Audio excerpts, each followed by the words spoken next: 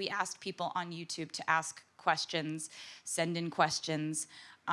So the first question is from Snoop. Thank you, Snoop, for asking a question. What do you like drawing the most is the question. Let me tell you. Stars, hearts, cats. That's my repertoire, pretty much. Flowers sometimes, but there's a lot of doodles in these that I really, really think must be seen for many reasons. But I'll leave you to decide which of my drawings that are very basic are your favorite. So question number 2 is, which song is closest to your heart? This is kind of an album where every song on it is really, really, really close to my heart. There's so many that you haven't heard yet that I'm so excited for you to hear. There's one called Cornelia Street that I love. That's just like, there's so many things on this album that I want you to hear, and it's really hard to pick a favorite, but just, you know, they're all close to my heart. It's called Lover. It's like a heart-shaped album. This is an amazing question. If Lover, the album, was a Cats character, which one would it be? From Kurt. Whoa. Okay, so I can't really do this without a process of like, okay, the first album would be Victoria, the little white cat. The second album, Fearless, would probably be Jemima. Speak Now would be Gus the Theater Cat, because that was a really theater-inspired album. Red would be Bombalurina.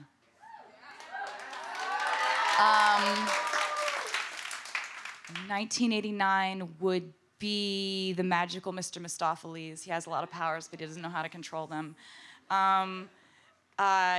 Reputation would be Grisabella. And this one would be Munku Strap. Thank you for these questions. I enjoyed that question more than anyone else. So we can move on to the next one. What advice would you give to an aspiring singer-songwriter? Wow, yes, it's a live show. What advice would you give to an aspiring singer-songwriter, from Kira? I would say try your best to own your own work. It's something that nobody told me about early on. And also, if at all possible, start writing your own songs. Be involved in the creative process, because when you are a writer of your own songs, you own those songs. You control, like, you know, for the rest of your life. If like a movie wants to use your song, if you're the writer, you're the one who can say yes or no to that. So being a writer gives you more of a control of your own legacy. It's also really fun to write songs, and I really suggest it to anyone who wants to be a singer.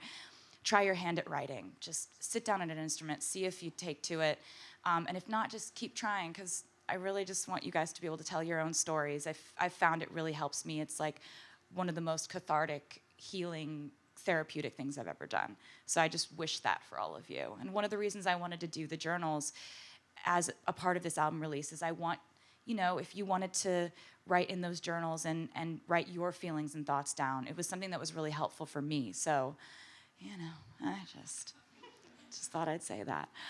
What song was the hardest to write? Elizabeth S. asked. There's a song called Soon You'll Get Better on this album that was really, really hard to write, and it was also just like a family decision whether to even put it on the album. And I think songs like that are really hard for you to write emotionally, maybe they're really hard to write and hard to sing because they're really true. So we as a family decided to, you know, put this on the album, and it's something I'm so proud of, but it's just like really hard. I can't sing it. It's hard to just emotionally deal with that song. You'll understand what I mean in like a couple hours. But question, how do you decide album titles? Kimberly O asked. Thank you for asking this. So I decide an album title based on something that I feel like has a nice ring to it and has a theme. I basically like to plan an album like I'm planning some type of prom or something. I like to think of like how the shows are gonna look and how the album imagery is gonna look and the colors involved with it. Like, it's very mood board how I go about I write the music and then I really try to think of like, what's the title that would best describe this? The only time I've ever started with a title was Reputation. That was the first thing I knew, that the album was going to be called Reputation, so I wrote the songs around the title. But with this album, I actually thought that the title of this album was going to be Daylight for a few months. But then I wrote Lover, and I was like, that's the title. Because the album sort of started to organize itself in a way that made sense, that song would be the flagship song of this album. It's a really romantic album, but it's also an album that celebrates love in all of its complexity, not just, flowers and sunshine. It's really an exploration of like the kind of patchwork quilt of emotions that go into any sort of love that you feel.